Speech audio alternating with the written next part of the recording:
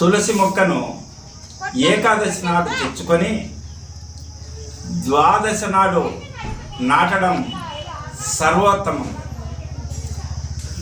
తులసి మొక్కలలో 2 రకాలు ప్రాధాన్యం సంచరించుకున్నాయి.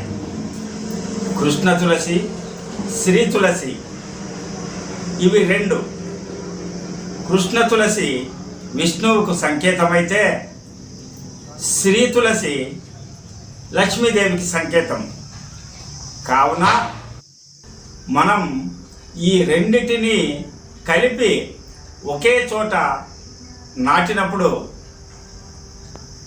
అటు విష్ణువుకు ఇటు లక్ష్మికి ప్రీతికరమై మనకు అనేక శాంతి సౌభాగ్యాలను అందిస్తారు.